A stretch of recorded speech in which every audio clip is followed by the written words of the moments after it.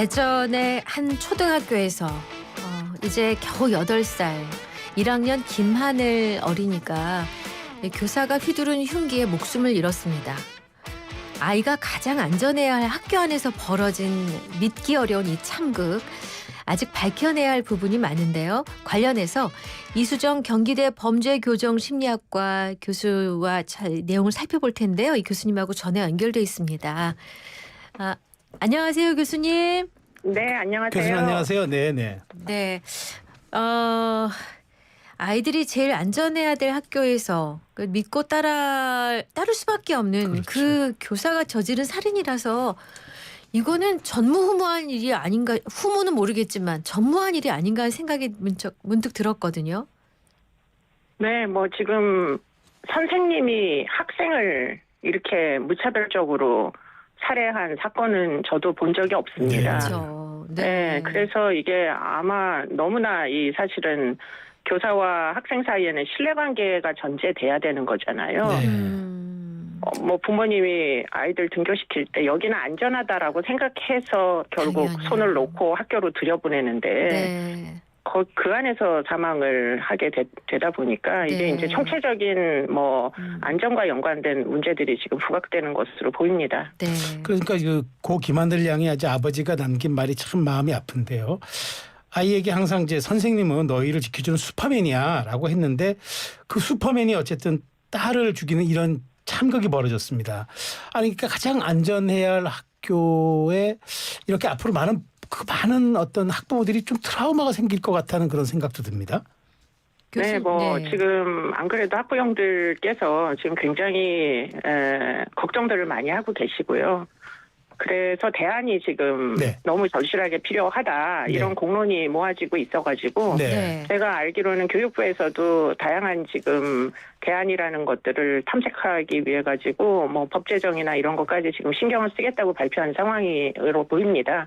그래서 아마도 지금 이 정신질환과 연관된 이제 어려움을 겪고 있는 선생님들에 대한 치료는 물론이고 그분들의 이제 어떤 위해를 할 가능성이나 이런 것들까지 다 고려를 하시겠다고 그렇게 정책이 고안될 것으로 다시는 이런 비슷한 일이 일어나지 않도록 그렇게 주의를 하겠다 이런 이제 목소리는 모이고 있는데요. 구체적인 방법은 앞으로 더 이제 준비를 빠른 시간 안에 해서 시행해야 될 걸로 보입니다. 일단 가해 교사가 경찰에 체포된 직후에 최초로 한 진술을 이제 잠깐 정리해 보도록 하겠습니다. 육종명 대전 서부경찰서장의 브리핑이거든요. 한번 들어보겠습니다. 병원에서 피의자 진술을 청취한 내용을 본인의 키워드로 말씀을 드리겠습니다. 18년도부터 우울증 치료를 받았다. 휴직 중에 자살 생각을 한 적이 있다. 범행 당일날 진술입니다. 학교 근처 마트에서 칼을 구입했다. 시청각실 바로 앞에 있는 돌봄 교실에서 학생들이 수업을 마치고 갈 때 어떤 아이든 상관없다. 같이 죽을 생각으로 맨 마지막에 가는 아이에게 책을 준다고 시청각실에 들어오게 하여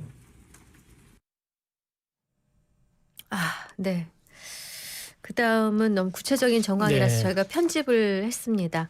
이미 다 이 내용을 들으셨죠, 교수님? 네, 그렇습니다. 이걸 어떻게 들으셨어요? 들으셨을 당시에.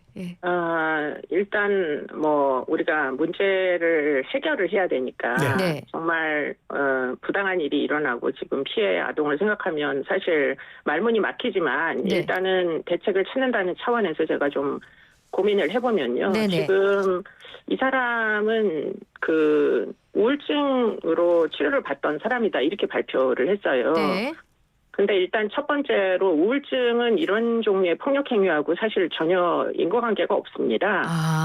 그렇기 때문에 지금 이제 너무나 많은 분들이 교사분들이 그 업무에 어려움으로 우울증 치료를 사실 받고 계시거든요. 네, 1년에 네. 거의 2만 명 이상이 지금 이와 같은 치료를 받아요. 업무 예, 스트레스로 예. 인해 가지고. 그렇기 네. 때문에 이렇게 이제 발표를 하게 되시면 그분들이 다 어떤 그 교직의 부적응자가 아니냐 이런 이제 그 그러니까요. 오해를 낙인이 받죠. 찍히는 문제가 네, 있어가지고 뭐 좀 적절해 보이진 않는다 이런 생각은 드는데 네. 네. 이 사건의 그 핵심 문제는 이분이 그 전에 그 학교에 의해서 그 휴직 권고를 받은 사람이고요. 네, 네. 그리고는 지금 본인이 뭐 스스로 알아가지고 뭐 동일 정신과 전문의 같은데 진단서를 또 뭐 상당히 증세가 호전됐다고 다시 떼가지고 와가지고 네. 자기 마음대로 복직을 또 한 사람이에요. 한 달도 되기 전에. 그리고는 지금 아까 경찰이 발표한 것 중에 제가 제일 눈여겨보는 건 복직 3일 후에 짜증이 났다 이렇게 얘기하거든요. 아, 네네. 짜증이 났다. 그러니까 결국은 이 짜증이 나서 이런 일이 벌어졌다 이런 얘기로 보이는데 네. 지금 그렇게 보면 지금 이분은 사실은 우울증보다는 뭐 성격적으로 좀 문제가 심각하게 있었던 거 아닌가. 네. 그리고는 이분이 복직한 이후에 여러 가지 폭력 행위가 지금 보고가 되고 있습니다. 그렇죠. 네, 네. 예, 5일 전에 컴퓨터가 잘 안 된다고 컴퓨터를 기물 파손을 했고요. 네. 그리고는 이제 그 부분에 대해서 뭐 어려움을 좀 이렇게 상담을 해주겠다는 교사를 또 폭행을 했고요. 네. 그런 여러 가지 폭력적인 에피소드가 여러 가지로 지금 관찰이 되고 있고 제가 그냥 이거는 어디서 언론을 통해서 듣기로는 휴직 이유도 그와 같은 어떤 부적응 문제, 폭력과 연관된 문제로 그렇게 들었습니다. 그렇기 때문에 지속적인 문제가 있었던 사람 같아요. 그러면은 지금 아까도 이야기한 대로 지금 이런 이제 불행한 결말이 사실은 미리 왜 선별이 되지 않았을까? 그러니까요. 예, 궁금증이 사실 들잖아요. 그러니까 이거는 어떻게 보면은 개인의 문제가 심각화의 일로를 걷고 있는데 네. 그런데 그거를 사실은 중단시킬 수 없는 시스템에도 일부 책임이 있다. 이렇게 볼 수밖에 없습니다. 네. 왜냐하면 초등학생들은 자기 보호가 전혀 되지를 않잖아요. 그럼요. 방어가 안 되는 네, 친구들이죠. 네. 예. 그렇기 때문에 초등학교에서는 유달리 아이들의 신변 안전에 대해서 고민을 해야 될 필요성이 있는 그런 이제 그 학교인데 그럼에도 불구하고 사실은 외부에서 들어오는 위험만 생각했지 교원 내에서 일어날 수도 있는 위험에 대해서는 전혀 관리가 안 됐다. 네. 예, 그게 이제 우리가 주목해야 될 부분으로 보입니다. 근데 저는 많은 분들이 이 부분에 아마 그 정말 경악을 금치 못했을 것 같습니다. 그러니까 가장 충격적인 내용이 어떤 아이든 상관없다. 같이 죽을 생각으로란 이 말이었는데 아니 이게 우리 사회 한때 정말 사회 문제로 그 부각됐던 이른바 묻지마 살인이라고 그렇게 감게 보기에는 이거 좀 다른 의미 같습니다. 정말 약한 아이를 대상으로 했기 때문에.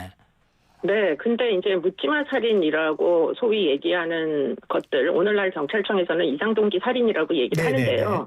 그게 그거입니다. 그런데 네. 지금 이런 유형의 살인은 이번 사건과 비슷한 패턴을 지닙니다. 아하. 무차별적으로 피해자가 누가 될지 알 수가 없고요.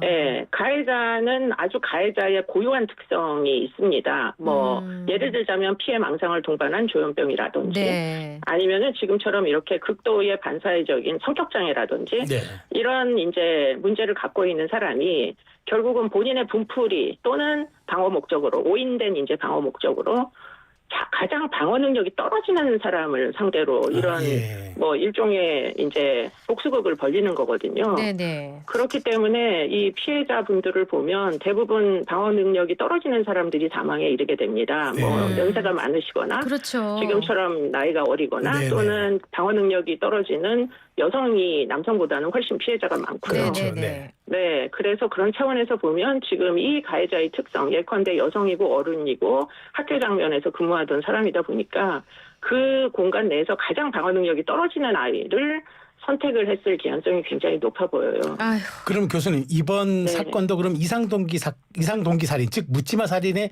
일종으로 봐야 합니까? 묻지마 살인에 해당한다고 보이는데요. 그런데 문제는 묻지마 살인이든 뭐 그것이 아니든 간에 지금 이런 사람이 그 조직에 있으면 안 되는 거예요. 그렇죠. 그럼요. 네네네. 그럼요. 네, 예. 그게 왜 선별이 안 됐느냐 이게 이제 문제인 거죠.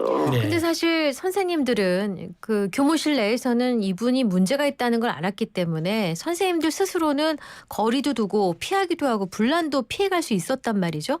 그렇지만 그렇죠. 특히나 특히 1학년 뭐 다른 학생들도 선생님이 어떤 선생님이라는 걸 어떻게 알겠어요. 무슨 문제가 정말, 있다는 걸 네. 전혀 모르고 네. 그냥 순진무구한 상태로 선생님 그 교육을 받는 거 아니겠어요? 그렇습니다. 그렇기 때문에 지금 아마도 휴직을 권고하게 된 이유도 선생님들끼리는 이 사람의 문제를 이미 알았을 거예요. 너무 심했다 이미. 네, 그래서 좀 쉬어라 이렇게 된 건데 문제는 그러면 그 제대로 된 결정이 틀림없이 있었는데 그게 왜 유지되지 않았는가? 그렇군요. 그 같이 네. 죽을 생각이었다라는 그 피의자 진술의 신빙성을 어떻게 보고 계세요?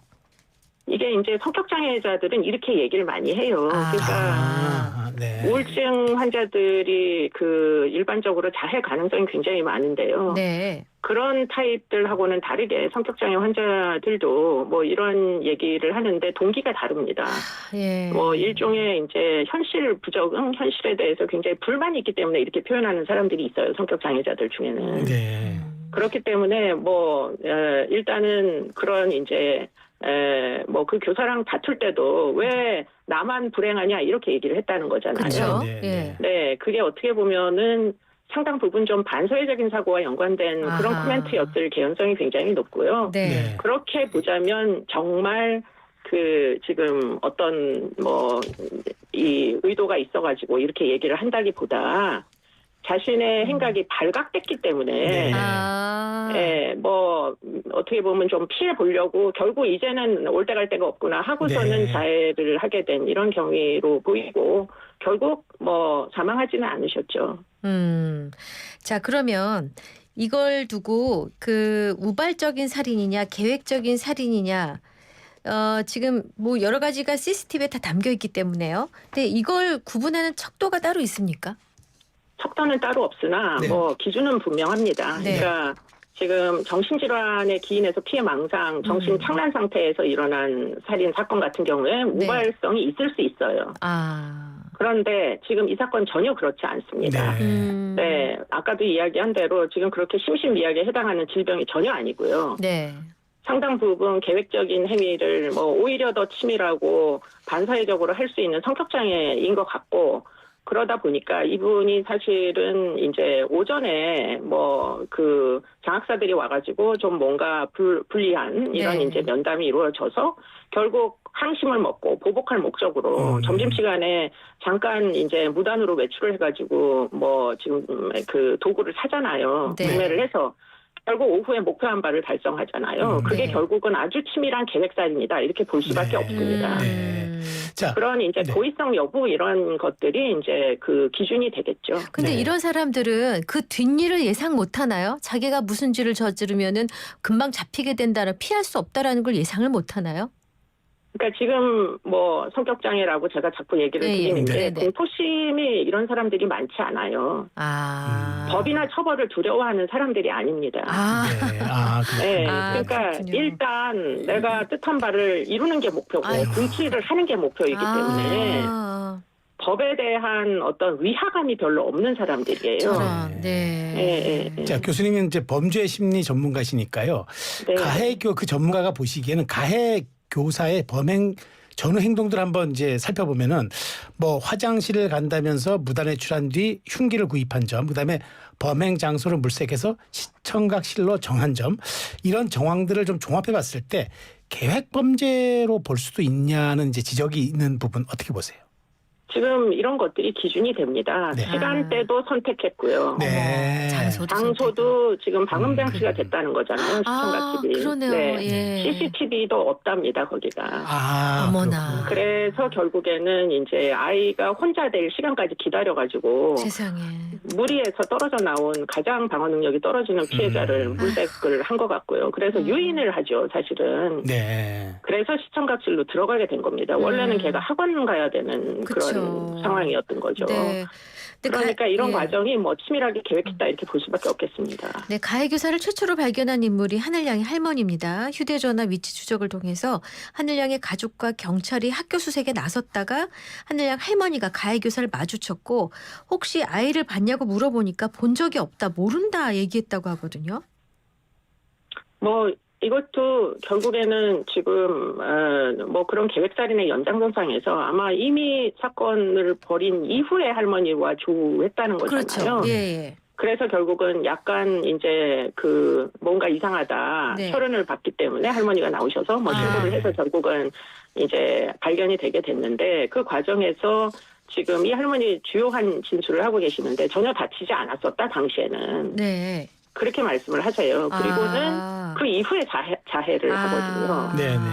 네, 그러니까 아마 발견이 안 됐으면 어쩌면 은폐하려는 시도를 했을 세상에. 개연성이 높겠죠. 네네네. 그런데 이제 네. 할머니에 의해서 발견이 돼가지고 결국은 뭐 2판 4판이다 뭐 이런 식으로 생각을 아마 했었던 걸로 보입니다. 그래서 네, 결국에는 뭐 일종의 이제 이런 성격적인 문제를 가진 사람들은 자해가 여러 번 있는데 자해를 불만 표시의 방식으로 하는 경우들도 많이 있어요. 정말 죽으려고 하는 게 아니고. 그렇습니다. 그래서 지금 사실은 치명상은 뭐 이기는 하나 지금 사망하지는 않은 생명에는 지장이 없는 그 정도의 상해가 발생한 걸로 보입니다. 교수님도 이 자해를 일종의 쇼로 보고 계시는 그런 건가요? 네, 뭐 꼭 쇼다 이렇게 단정하기는 좀 어려우나 네. 정말 치밀하게 자살 시도를 하는 분들은 이렇게 우발적이지 않은 경우들도 많이 있거든요. 네. 근데 그 할머니가 그 시점에 그 장소에 나타나지 않았더라면 뭐 은닉을 했다든가 뭔가 더 이렇게 감추고 숨기고 뭔가 다른 행동들을 더 보였을 가능성도 있을까요? 그러기 위해서 지금 그 장소를 선택한 것 같아요. 제 생각에는. 네. 그런데 이제 그 부분은 뭐 본인이 피의자가 진술을 해야 왜 거기냐, 왜 시청각실에 또 그것도 안에 이제 그 좀 독립된 공간에서 지금 발견이 됐다는 거잖아요. 네네. 그러니까 왜 거기서 뭐 무슨 의도로 뭐 그런 얘기들을 좀 물어봐야 될 것 같습니다. 은폐 시도했을 개연성 충분히 있다고 보이고요. 네. 자, 근데 이제 그 하늘양의 이제 부검 결과를 보니까 다발성 예기 손상에 의한 사망인 것으로 나타났다는데 이건 뭐 좀 방송이지만 설명을 좀 이렇게 순화시켜서라도 해주실 수 있으실까요? 그러니까 이제 얘기 뾰족한 것에 의한 건데, 네, 보통 치명상 이후에는 이제 공격을 안 합니다. 일반적으로는. 근데 지금 다발성이라는 건 여러 군데라는 거잖아요. 그렇기 때문에 이게 이제 이 피의자의 공격성을 시사하는 바이고, 네, 뭐 아마도 이게 지금 굉장히 가중 요인이 될 개연성이 높습니다. 네, 아까도 뭐 이미 말씀을 주셨습니다마는 뭐 이 가해 교사는 뭐 여러 가지 전조가 있었는데 좀 더 적극적인 조치를 취했더라면 이런 참극은 막을 수 있지 않았을까? 혹은 뭔가 좀 대비할 수 있지 않았을까 하는 생각이 듭니다만 어떤 조치를 취했어야 한다고 보십니까? 제가 볼 때는 한 두 가지 정도의 시도는 충분히 할 수 있었을 것 같은데 첫 번째 휴직을 하게 된 경위가 제가 듣기로는 그것도 상당히 폭력성과 연관된 이유 때문에 휴직 권고를 받은 걸로 알고 있거든요. 그렇기 때문에 그냥 단순히 정신과 전문의의 진단서만으로 휴직을 할 게 아니고 좀 더 추가적으로 지금 아이들에 대한 신변보호, 안전, 뭐 위험성 이런 것들에 대한 평가를 해서 휴직 자체를 복직이 좀 어렵게 해놨었으면은 좀 더 완치가 돼가지고 복직을 하게. 좀 장기적으로 했었으면은. 그렇죠. 그런 부분이 하나 있고요. 그리고는 본인이 지금 절차가 없으니까 마음대로 진단서를 다시 떼가지고 와서 복직을 신청했잖아요. 막을 길이 없습니다. 지금은. 막을 길이 없는데 막을 길이 있게 만드는 것과 동시에 복직을 했는데 부적응이 이미 발생을 했잖아요. 얼마 안 돼서 한 달도 안 돼서. 그렇죠. 그러면은 긴급하게 일종의 임시조치처럼 다시 중단시키는 방법이 있어야 될 거예요. 응급이거든요. 그때부터는. 그러네요. 증상이 다시 재발한 거니까. 그런데 이제 그거를 끼어들어갈 자리가 없다. 현재로서는 사고를 치기 전까지는. 그럼 누군가는 다치는 거잖아요. 네, 그렇죠. 네, 네. 그 교수님, 진짜 이제 이렇게 하다 보니까 이제 이 가해자가 어쨌든 또 심신미약을 또 주장할까봐 이제 뭐 질병휴직도 한 그런 전력이 있으니까. 근데 하늘이 아버지는 이건 계획살인이기 때문에 엄벌에 처해야 한다 이런 또 얘기를 하고 있어요. 근데 혹시 이런 또 심신미약에 따른 감경 가능성이 또 제기되고 있어서 교수님 이 부분은 어떻게 보십니까? 그러니까 이런 그 성격이 문제가 있는 사람들, 뭐 사이코패스든 이런 사람들은 거의 대부분 심신미약을 주장합니다. 네네. 그 자신에게 유리한 걸 뭔지 아니까. 네. 그런데 성격 장애로는 이게 감형이 안 돼요. 네, 이제는 이미 이제 사법부에서 성격 장애는 감형 사안이 아니라고 다들 알고 계시고, 네, 그래서 지금 우울증 정도로는 지금 이 행위와 아무런 뭐 아까도 말씀드린 대로 관련이 없다 보니까. 네.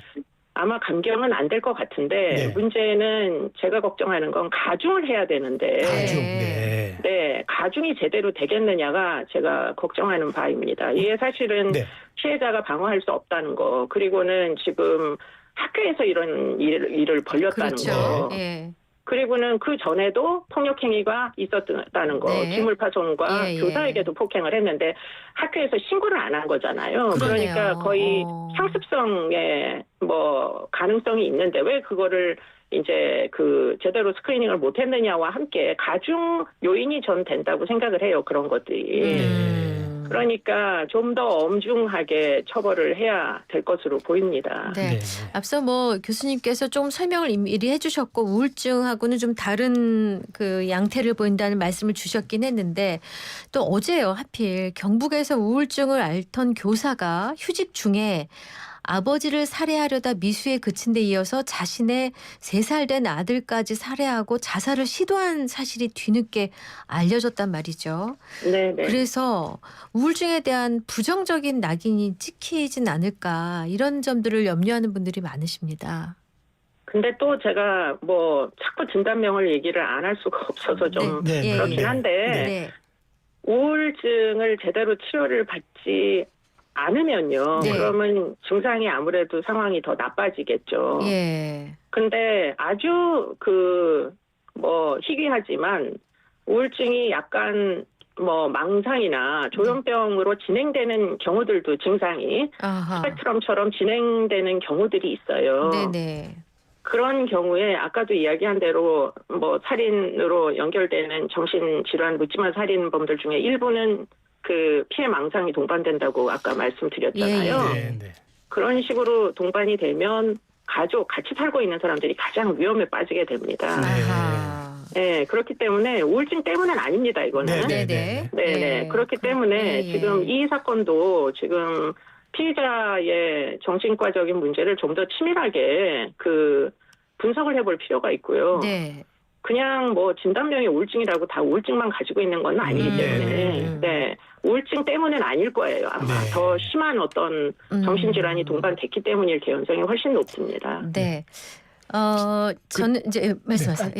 저는 사실 질문을 미리 준비한 내용은 아닌데 문득 말씀 중에 저희가 갖는 두려움은 그런 잠재적인 폭력성을 갖고 있는 이런 정도의 문제를 일으킬 정도의 위험 인자를 가지고 있는 사람들이 누군지 모르는 상태에서 우리는 계속 살아가야 하잖아요. 그렇죠. 그렇다면 그런 사람들을 알아볼 수 있는 방법도 궁금할 수 있고 혹은 이런 사람들이 이렇게 될 때까지 자라면서 나타나는 특징들이 있는지 빨리 개입하면 주변의 보호자나 어른들이 빨리 개입하면 이거를 바꿀 수 있는 기회가 있지 않을까 하는 생각에서 여쭤보는 질문입니다. 개인이 막을 수 있는 방법은 없어요. 왜냐하면 이번 사건도 보시면 피해자랑 아무 관계가 없잖아요. 가해자가. 그러니까 그 사람이 위험한 폭력적인 행위를 했던 사람이다라는 걸 피해자는 알 수가 없죠. 그런데 그 가해자, 폭력적인 사람이 소속된 조직은 알 수 있겠죠. 가족이나 조직이요? 그렇죠. 그게 가족이든 아니면 직장이든 어디든 여하튼 그 사람이 소속된 곳에서는 계속 지속적으로 폭력적인 문제를 일으켜 왔었다. 예를 들자면 뭐 출근하는데 흉기를 들고 출근을 한다거나 뭐 이런 게 이제 폭력적인 징후란 말이에요. 그렇기 때문에 그런 것들을 시스템적으로 선별하는 건 가능합니다. 불가능한 게 아니에요. 그래서 외국의 경우에는 위험 행위로 이제 뭐 예를 들자면 가정 폭력으로 이제 가족을 분리를 시켜놨다가도 결국은 일정한 처분 이후에 다시 합쳐야 되잖아요. 아, 그렇죠. 가정으로 돌아가죠. 그럼 네. 법원에서 위험성을 평가를 합니다. 이 사람의 위험성이 모두 소각됐느냐. 네. 그리고 나서 합쳐라. 네. 이런 이제 명령을 내리는 거죠. 네. 이번에도 복직 심사라는 걸 제대로 네, 했었으면 네. 네. 그러면은 지금 그 전에 했던 위험 행동이 전혀 지금 뭐 해소되지 않았다. 심지어는 정신과 전문의한테 갑자기 증상을 나아졌다고 거짓말을 시켜가지고 진단서를 떼왔다는 것까지 그렇죠. 다 네네. 확인할 수 있지 않았겠어요? 네. 그러니까 그런 절차, 심사 예. 절차, 예. 그리고는 그 심사 절차는 사실은 모두가 공인하는 그런 기준으로 위험성 인자들이 평가를 할 수 있게 계량화되어 있어야 돼요. 네. 왜냐하면 학교가 공립학교만 있는 것도 아니고 사립학교도 있고 네. 이렇잖아요. 네네. 그러니까 직권으로 만약에 휴직을 시키려고 한다면 네. 지금 이제 교육부에서 직권으로도 할 수 있게 하겠다는 건데 악용될 소지도 한번 생각을 뭐 아니할 수가 없다. 네. 그럼 모든 사람이 동의할 수 있는 기준으로 기준을 명확하게 만들 필요가 있다는 네. 거죠. 그 기준에 부합하는 사람은 직권을 적용할 수가 있는 거고 네. 기준에 부합하지 않는데 직권이 적용돼서 학교로 복직을 못하게 되면 그건 사실 굉장히 침해잖아요. 네. 그렇죠. 네네. 그런 절차 마련이 필요합니다. 네. 교수님 이제 마지막 질문 될 것 같은데요. 신상 공개가 지금 여부 검토한다는 지금 얘기가 나오는데, 근데 이에 앞서서 벌써 가해자는 물론 그 가족까지 신상 정보가 온라인급으로 급속하게 확산 중에 있습니다. 이 상황은 어떻게 보고 계십니까? 오늘날은 이제 뭐 사이버 공간 속에서 비밀이라는 게 없잖아요. 네, 그렇게 하죠. 네. 그렇기 때문에 뭐 법적으로 신상 공개를 하든 말든 뭐 사람들이 궁금하면 다 캐가지고 전부 공개해버리니까. 네. 그래서 지금 신상 공개 제도도 좀 손을 봐야 되는 게 아닌가 좀 개인적으로 그런 네. 생각이 있습니다. 네. 뭐 어떤 사건은 뭐 언론의 주목을 받으면 신상 공개하고 심각한 사건도 언론의 주목을 받지 않으면 공개 안 하는 네. 거잖아요. 이렇게 돼서는 안 되는 게 아닌가 뭐 그런 생각을 좀 네. 하고 있습니다. 네. 네. 이번 경우는 신상 공개 될 것 같습니까?